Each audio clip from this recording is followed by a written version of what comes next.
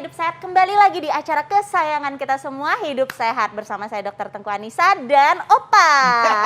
Opa Gangnam Style. Ya mentang-mentang rambutnya begini ya. Ini bukan tua loh, ini style. Sekini, ya? Kekinian. Oke, baik. Index Kak style. Bekti, tadi kita udah lihat cuplikan mengenai makanan dan minuman terkait kolesterol. Waduh itu tuh harus aku banget sih. Aku kemarin-kemarin ini agak tegang-tegang di kepala gitu. Apakah itu termasuk gejala-gejala kolesterol, Dok? Nah, itu dia nih. Kita udah ada narasumbernya, Dokter Feni, spesialis gizi klinis. Apa Halo, kabar, dokter. Ini pas banget ya Allah, dokter sehat banget ya. Ini banyak banget soal kolesterol ini, Dok, ya kan? Ini bisa nggak sih diatasi dengan minuman-minuman kayak gitu, Dok? Nah, sebenarnya bisa, Mas Lutfi, tapi memang si minuman-minuman ini bukan sebagai obat, jadi memang membantu, tetapi harus dikonsumsi secara rutin. Oke, ini ada fakta mitosnya ya. Fakta mitos yang pertama adalah teh hijau itu berkhasiat membantu menurunkan kolesterol dibanding teh hitam. Fakta atau mitos tuh, Dok? Itu fakta. Fakta, berarti teh hijau ya. Bagus banget ya. Oke. Jadi Emang kenapa tuh, perbedaannya apa, Dok? Nah, perbedaan jadi ini berhubungan dengan kandungan antioksidan itu katekin di dalamnya. Nah, jadi sebenarnya antara teh hitam maupun teh hijau ini berasal dari daun teh yang sama. Namanya Camellia sinensis. Nah, tetapi perbedaannya itu dari proses pengolahannya. Nah, si teh hijau dia nggak mengalami proses oksidasi, berbeda dengan teh hitam sehingga warnanya memang lebih muda. Oke, ini Nah, ya, ini Dok, dia ya, berarti ada ya, teh teh hijau ya. ini teh hijau. Nah, kalau teh hitam karena mengalami proses pengeringan, kemudian si daunnya difermentasi, mengalami oksidasi, nah sehingga warnanya itu lebih hitam gitu. Nah, berbeda dari proses pengolahannya sehingga mengakibatkan berbeda si kadar antioksidan atau epigalokatekin galat di dalamnya atau kita kenal dengan katekin. Nah, si katekin inilah yang memiliki fungsi di dalam menurunkan si kolesterol. Nah, jadi dibilang karena proses pengolahan, kalau teh hijau karena memang nggak mengalami oksidasi, si kandungan katekinnya itu tinggi. Jadi sekitar 80 hingga 90%. Nah, sedangkan teh hitam karena mengalami oksidasi dia berkurangnya lumayan jauh, jadi sekitar 20 hingga 30%. Nah, si katekin ini dia bisa menghambat penyerapan kolesterol, kemudian dibuang melalui feses, kemudian menghambat pembentukan atau biosintesis dari kolesterol gitu. Sehingga memang dikatakan teh hijau ini memang berkhasiat. Nah, tetapi kelebihan dari teh hitam karena mengalami proses oksidasi, dia dihasilkan namanya teaflavin dengan tearubigin. Apa itu, Dok? Nah, dia keduanya ini bermanfaat untuk menghambat terbentuknya plak di pembuluh darah kita, sehingga mengurangi resiko penyumbatan gitu. Jadi keduanya memang sama-sama sehat, sama-sama memiliki manfaat untuk kesehatan tubuh kita gitu.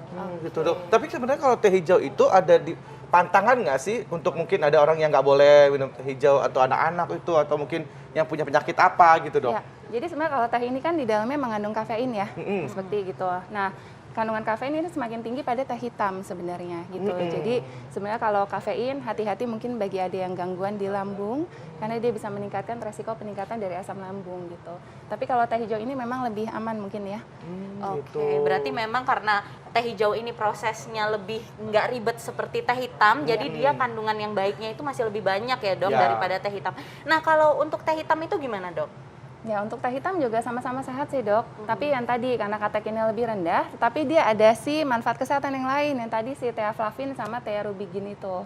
Gitu. Jadi keduanya sama-sama sehat, tapi memang kalau untuk menurunkan kolesterol memang beberapa penelitian dia memperlihatkan memang teh hijau ini lebih berkhasiat. Tapi teh hijau lah yang lebih berkhasiat ya, jadinya lebih prefer ke sana ya, menurunkan kolesterol. Baik. Nah, ini ada lagi nih, Dok, susu kedelai favorit aku atau susu almond. Nah, katanya ini dapat menurunkan kolesterol jahat dalam tubuh. Ini fakta atau mitos? Nah, itu fakta, Dok. Fakta.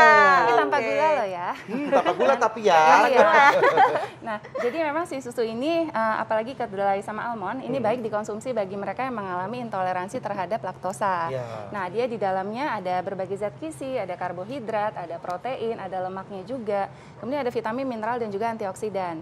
Nah, si susu kedelai di dalamnya mengandung namanya asam lemak tak jenuh rantai ganda, atau kita kenal dengan PUFA atau omega 3, di mana dia juga membantu untuk menurunkan peradangan dan juga di dalamnya mengandung asam lemak tak jenuh rantai tunggal. Jadi ada yang rantai tunggal, ada yang rantai ganda. Oh, dia ada yang dua-duanya di situ ya, Dok? Dua-duanya. Nah, yang Wow. tunggal ini namanya omega 9. Nah, dia membantu untuk menurunkan si kadar kolesterol yang jahat atau LDL dan membantu meningkatkan kadar kolesterol yang baik atau HDL. Nah, susu almond juga sama, dia di dalamnya mengandung si omega 9 tadi.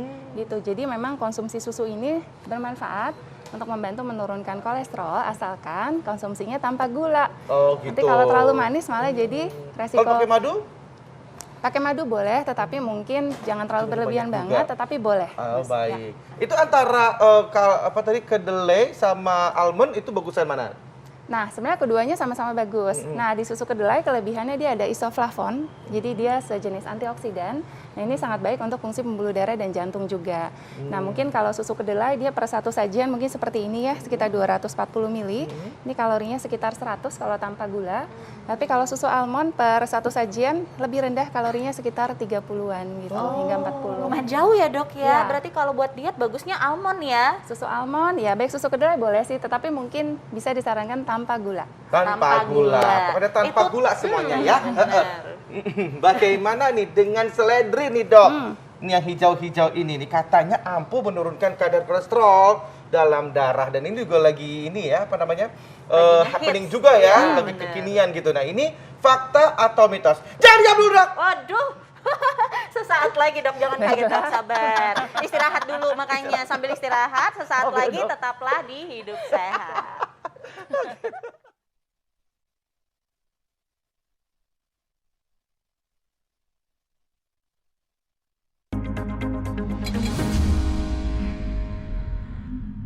Terima kasih Anda masih bersama kami di Hidup Sehat, dan masih bersama dengan Dr. Feni. Kali ini kita akan ngobrolin tadi seputar menurunkan kolesterol dengan minuman-minuman. Ini yang ada di depan wajah kita. Nah, tadi yang saya bikin kaget dokter adalah seledri, Dok. Ini fakta atau mitos? Seledri ini ampuh menurunkan kadar kolesterol. Fakta atau mitos, Dok? Itu fakta. Fakta. Wow. Wow. Kenapa tuh, Dok? Jadi di dalam seledri ini ada kandungan namanya petalit dan apigenin, di mana ini keduanya sangat membantu untuk menurunkan kolesterol. Dia menghambat penyerapan kolesterol. Jadi si kandungan tadi dia mengikat si asam empedu. Si asam empedu ini fungsinya untuk mengikat si kolesterol. Nah, sehingga dia akan terbuang melalui feses, sehingga kadar kolesterolnya bisa turun. Nah, yang kedua, si seledri ini juga mengandung antioksidan, ya flavonoid. Dia juga sangat baik untuk fungsi pembuluh darah dan jantung gitu. Jadi memang beberapa penelitian itu banyak yang memperlihatkan konsumsi seledri secara rutin, balik lagi bukan obat ya. Jadi harus konsumsi rutin dengan jumlah yang sesuai. Nah, saya pernah baca ada beberapa penelitian menjus seledri kayak 4 batang seledri. Ini boleh dijus dicampur dengan sekitar 200 hingga 250 ml air. Konsumsilah setiap hari, ini membantu untuk menurunkan kadar kolesterol gitu. Kalau dicampur dengan nanas, madu gitu, Dok, boleh nggak sih, Dok? Boleh, itu untuk perasa ya. Iya. Karena kalau seledri doang kadang nggak enak rasanya. Benar. Ya, Itu boleh boleh ditambahkan ya? nanas boleh. Tidak akan Madu menghilangkan boleh. Tidak. khasiatnya Ya. ya? Oke, baik, Dok. Oke, baik. Bagaimana dengan buah beri-berian nih dok? Salah satunya jus stroberi atau blueberry.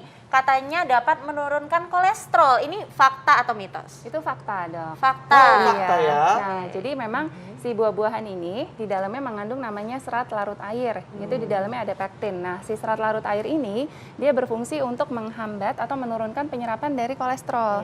Di mana kolesterol kemudian akan terbuang melalui feses. Nah, si kandungan serat larut air pada si buah ini tuh tinggi pada buah-buah yang memang bisa dikonsumsi dengan kulitnya. Jadi contohnya seperti stroberi dan juga blueberry. Nah, contoh yang lain mungkin seperti buah apel, kemudian jeruk, kemudian contohnya pir atau buah jambu gitu. Nah, tetapi rekomendasinya konsumsi dari serat larut air untuk dapat menurunkan kadar kolesterol kita itu 5 hingga 10 gram. Nah, sedangkan per 100 gram dari stroberi sendiri hanya mengandung serat larut air itu hanya sekitar 0,5 gram. Untuk blueberry per 100 gramnya hanya sekitar 0,3 gram. Jadi kecil ya. Jadi kita kan nggak mungkin bisa makan buahnya mau sebanyak apa gitu, Iya. hingga 5 sampai 10 gram. Nah, Satu jadi truk dong. satu truk benar.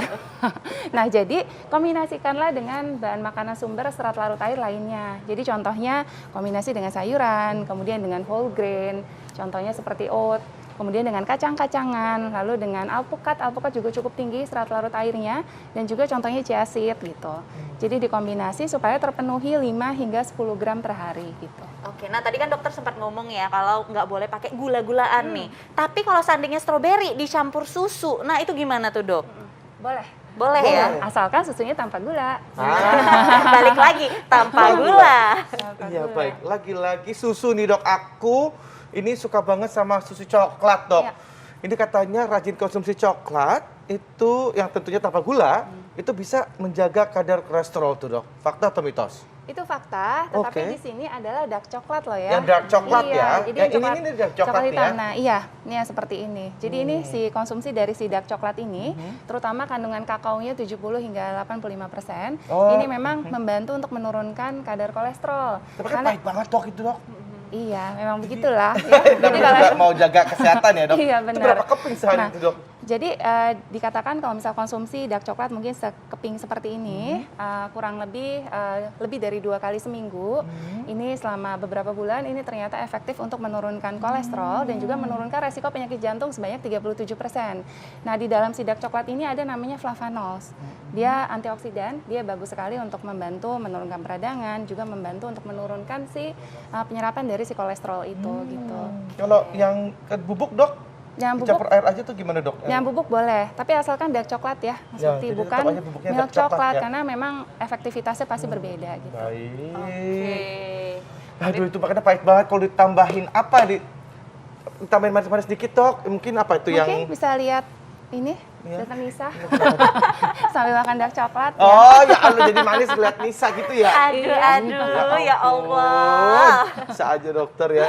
Oke, ada lagi yang katanya bisa untuk mengatasi atau menurunkan kolesterol, Dok.